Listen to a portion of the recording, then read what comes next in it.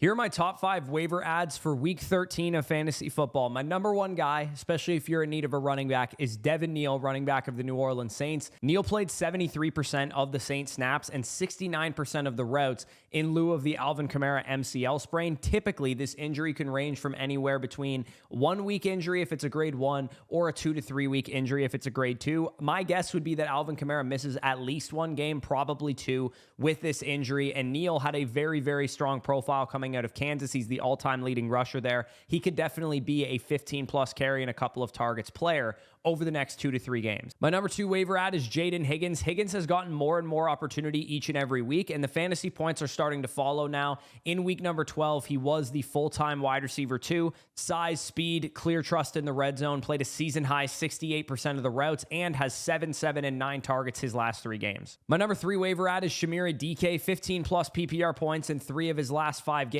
Cam Ward just played his best game as a pro and has really started to take some leaps since the firing of Brian Callahan. DK has been a bright spot for a struggling Titans offense where Calvin Ridley is out for the season. Alec Iomanner missed this past week. Especially if Iomanner is out again, I do think that DK could be a very solid top 40 play as long as he is the number 1 receiver there. My number 4 ad is John Mechie, wide receiver of the New York Jets. With Garrett Wilson out with a knee sprain for at least the next 2 games and potentially longer, John Mechie has emerged as the top receiver for the Jets. 91% of the routes, 27% target share, and he really was the chain-moving piece of this offense. Tyrod Taylor has brought some more passing volume to this offense because they actually trust him to throw. He's going to be in contention for a top 36 to 40 wide receiver this week for me.